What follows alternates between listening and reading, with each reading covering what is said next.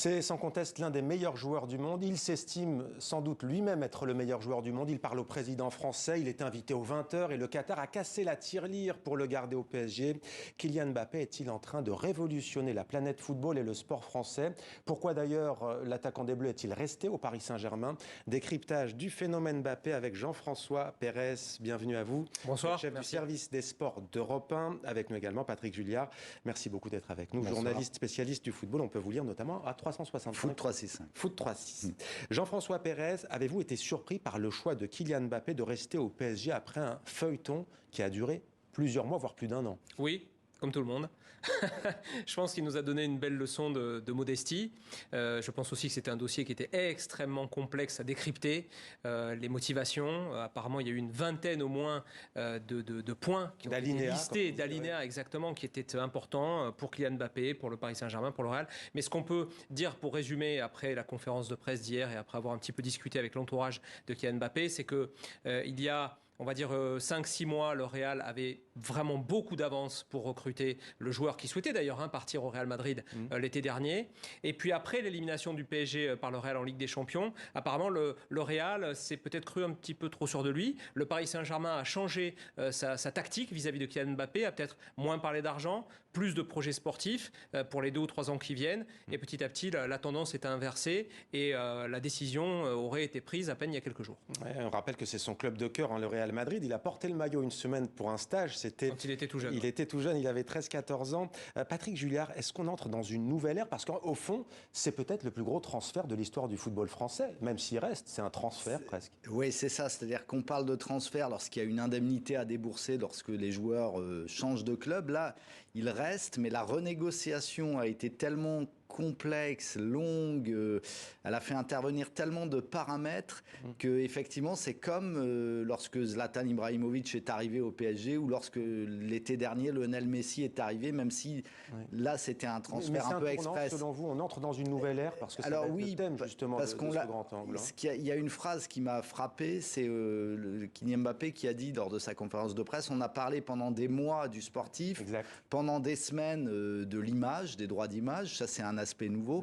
Et juste pendant quelques minutes de l'argent, bon, je suis pas sûr que les proportions de la recette soient exactement celles qu'a dit Mbappé. Cela dit, ça peut aller très vite vu les moyens du certes, propriétaire. Mais à mon avis, c'est pas exactement comme ça. Là, il fait un peu ce qu'on appelle du storytelling, mais effectivement, sur les droits d'image, on avait vu Mbappé déjà entrer en conflit avec le président de la fédération, Noël Le Graët, lors d'un rassemblement de l'équipe de France, bouder un rendez-vous avec certains sponsors sous prétexte que ceux-ci n'étaient pas en ligne avec les valeurs que le joueur défend. Donc le joueur déjà se place au-dessus de l'équipe de France, alors que normalement les joueurs signent une charte commune. Et là, avec le PSG, je pense que c'est un petit peu similaire, c'est-à-dire que s'il l'a re-signé, s'il a accepté de prolonger, c'est aussi parce qu'il veut que certaines des conditions qu'il a posées soient respectées. Et il a dit d'ailleurs, le football a changé. Ouais, alors paradoxalement, on peut trouver ça un peu scandaleux et se dire qu'un joueur ne doit jamais être au-dessus d'un club, mais ce club était tellement mal géré, il partait tellement à volo ces derniers mois que peut-être que paradoxalement, ça fera du bien au PSG. Intéressant, on va poursuivre ça. En attendant, voici donc les derniers moments de ce feuilleton Kylian Mbappé, image commentée par Grégory Fontana. Des fans en délire, une conférence de presse suivie d'une invitation au journal de 20h de TF1. Nul doute, le fait que Kylian Mbappé reste au PSG dépasse largement la planète football, à commencer par ses entretiens téléphoniques au sommet de l'État, dont il fait part. Non, on a échangé. C'est vrai que le président aime le foot, Monsieur Sarkozy aussi. Il vient souvent au Parc des Princes, donc on a beaucoup échangé sur cette éventualité de continuer à Paris ou de partir à Madrid. Mais ils m'ont fortement reconseillé de continuer dans mon pays, de continuer encore un peu à écrire l'histoire du Paris Saint-Germain. Mais avant tout, c'était quand même ma décision et je l'ai prise personnellement et donc je suis content de ce choix-là. Resté à Paris à quelques mois d'une Coupe du Monde organisée au Qatar, propriétaire du Paris Saint-Germain, 3 ans de plus, un directeur sportif débarqué en quelques heures et un entraîneur sur la sellette. À 23 ans, le meilleur joueur du monde aurait reçu les garanties qu'il serait la pierre angulaire du projet sportif. Les supporters exultent. Le mot juste, du bonheur, juste un pur bonheur, hein, parce que c'est plus qu'un projet, comme je l'ai dit tout à l'heure. Il est de Bondy, Bondy c'est Paris, voilà, il nous ressemble, on se ressemble, et c'est la continuité, quoi. En espérant que le projet sportif il aille crescendo et qu'on aille au bout de l'aventure, c'est-à-dire gagner 1, 2 ou 3 Ligues des Champions. La question qui se pose est de savoir si Kylian Mbappé est bel et bien en train de révolutionner le sport français en s'inspirant de la Ligue américaine de basket, la célèbre NBA. Jean-François Pérez, réaction sur cette question précise. Il veut transformer le football à la manière de la NBA. Oui, il y a de ça, incontestablement. C'est un garçon, de toute façon, qu'on va apprendre à connaître parce qu'on connaît, évidemment, nous, Français ou francophones, le joueur, mais on connaît moins ce qu'il y a derrière. Il y a un garçon extrêmement intelligent, parfaitement au fait des enjeux de l'époque, de l'importance de sa place dans le football d'aujourd'hui, de ses droits et de ses devoirs, comme il l'a dit hier. Et il a un entourage familial qui est inédit. Et avec ça, si vous voulez, on arrive à la fabrication d'un personnage qu'on a un petit peu de mal à comprendre parce qu'on n'a pas l'habitude de ça en France. C'est pas les codes francophones. Pas du tout. Mais juste, quand il dit, est-ce que vous diriez qu'il veut NBAiser, si je pourrais dire, individualiser le football? Il y a deux... en faire un sport individuel. Il y a deux façons de dire oui à votre question. La première, ce serait de dire qu'il est obsédé, et je pense qu'il l'assume parfaitement, obsédé par les statistiques.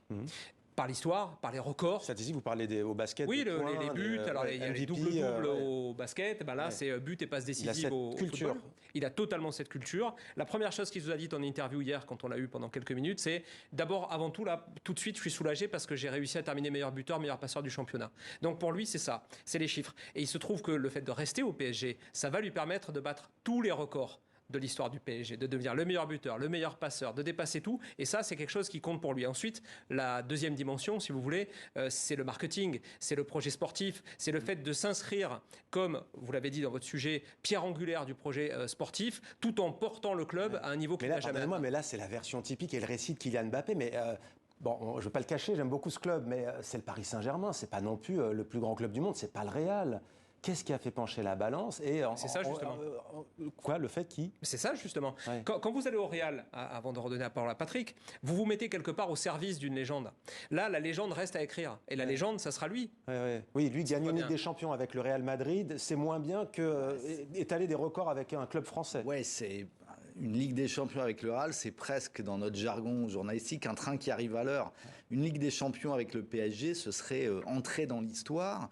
Alors c'est un pari quand même risqué, puisque ça fait maintenant une décennie que le PSG a mis en place des ingrédients qui auraient pu lui permettre déjà de la remporter. Il ne l'a pas fait. Ouais. Mais on a vu que Chelsea, en Angleterre, qui était aux mains d'une fortune colossale russe, Abramovich, avait mis du temps à obtenir une Ligue des Champions. On voit que Manchester City, qui est aux mains des Émirats Arabes Unis, ne l'a toujours pas obtenu, donc le Qatar doit être patient. Patrick Juillard, pardon. Pour justifier son choix de rester au PSG, je vous lis ce qu'a dit hier Kylian Mbappé. J'ai eu l'appel de la patrie et de la capitale, ajoutant vouloir continuer un peu, mener la France vers les sommets. C'est du général de Gaulle dans le texte. On a presque envie de dire à quoi il joue. Il joue à se donner une importance historique qu'aucun autre joueur du PSG n'a eu avant lui. C'est-à-dire que là, en quelque sorte, il dit « j'ai fait ça pour la France, j'ai fait ça parce qu'il dit aussi c'est un pays dans lequel je veux vivre ma vie, je veux grandir, je veux vieillir ». Et il veut donc marquer ce pays-là de son empreinte, sous-entendu avant peut-être d'aller conquérir le monde. Mais vous y croyez ça? Je pense que c'est une manière d'habiller un petit peu a posteriori, c'est-à-dire que il a compris aussi la société dans laquelle il vit. Pour moi, on sait que l'équipe de France, il y a eu tous ces débats sur notamment Karim Benzema, sur les jeunes entre guillemets des quartiers populaires. Ça, lui, c'est fini. L'enfant de Bondy, il est français. Encore heureux. Il est né à Paris, Kylian Mbappé. Je vous le dis parce qu'il y en a qui insistent en disant, par exemple, qu'il parle d'assimilation alors qu'il est parfaitement né en France. Il est né à Paris, sa mère est de Bondy. Il n'y a même pas de débat là-dessus. Ce sont des propos extrêmement malheureux qui ont été prononcés par Jordan Bardella. Vous avez compris l'allusion. Évidemment. Mais non, Kylian Mbappé est parfaitement conscient du rôle qu'il a à jouer. Il a déjà gagné une Coupe du Monde. Il va peut-être en gagner une deuxième, parce qu'il l'a dit aussi en conférence de presse, il a dit, balayant quelques petits problèmes, excusez-nous, mais on a un pays à faire gagner. Il a dit cette expression-là. Ouais. Donc ça veut dire, oui, en effet, qu'il y a une dimension française. N'oubliez pas autre chose dont on n'a pas encore parlé. Ce sont les Jeux Olympiques de Paris en 2024. Il l'a dit hier soir au 20. Dans le contrat... C'est un avenant, ouais. Dans le contrat avec le Paris Saint-Germain, il y a un avenant qui stipule que Kylian Mbappé sera autorisé, s'il est sélectionné, mais enfin vous imaginez que oui, à jouer les Jeux Olympiques. Il veut tout gagner. Ouais. Bien sûr. Et ensuite il partira. Parce que ça aussi c'est programmé. Alors juste revenir sur la question aussi quand même de cette image bleu, blanc, rouge au sens je m'inscris dans mon pays. Il dit, je parle à Emmanuel Macron et Nicolas Sarkozy, il dit plus, il dit ils m'ont conseillé de rester au Paris Saint-Germain. Pour le commun des mortels, il n'y a pas un problème d'intrusion du politique dans le sport? La FIFA n'interdit-elle pas ce genre d'intrusion? La FIFA l'interdit pour les équipes nationales, c'est-à-dire que le ministère des Sports n'a pas à supplanter la fédération dans les choix du sélectionneur et autres, des choix sportifs. Là, c'est pas exactement pareil. En plus, le PSG époque Qatar est un club État en quelque sorte. Ouais. Il y a des clubs gérés par des fonds d'investissement. Là, c'est un club géré par un fonds souverain. Donc, c'est un peu logique que les dirigeants de ce club parlent avec des chefs d'État et des représentants du gouvernement. Après, pour moi, il y a autre chose dans tout le discours de Mbappé pour aller vite. C'est que je pense qu'il veut faire oublier les énormes sommes d'argent qui entourent sa prolongation au PSG, et il donne le change avec un discours très patriotique, très sur les valeurs, quand même, là, alors on a parlé de... il est un peu en contradiction finalement. Il y a la Coupe du Monde qui va se dérouler au Qatar, on ne l'a pas encore dit, dans quelques mois tout de même, ça peut aussi valoir son pesant de cacahuètes dans 6 mois. Le gouvernement espagnol, du président du gouvernement espagnol Sanchez, qui négocie un contrat de gaz avec le Qatar, le nom de Kylian Mbappé serait intervenu dans le dossier. Là, c'est stratosphérique, on n'est plus que dans le football. Mais vous savez très bien que le Qatar a fait de la Coupe du Monde 2022 une sorte d'objectif absolu. C'est le point culminant de son soft power, comme on dit, de sa puissance douce développée dans le sport depuis une dizaine, quinzaine d'années maintenant. Donc c'est un rendez-vous à ne pas manquer. Et évidemment, le fait d'avoir au Paris Saint-Germain pour le Qatar à la fois Lionel Messi, Neymar et Kylian Mbappé, ça veut dire avoir les têtes de gondole du Brésil, de l'Argentine et de la France. Donc c'est pour finir, vous devrez me dire oui ou non, chacun des deux, Zinedine Zidane va-t-il venir au Paris Saint-Germain? Non, je ne pense pas. Vous ne pensez pas? Vous avez rencontré hier un ou une proche de l'entourage de Kylian Mbappé que je ne me citerai pas. Est-il vrai? Plusieurs même. Est-il vrai, d'ailleurs, il le dit, il dit que sa mère a négocié avec Liverpool, le club de son cœur, le club de cœur de sa mère. Vrai ou faux? Alors, négocier, non. Je ne peux pas répondre aussi simplement. Négocier, non.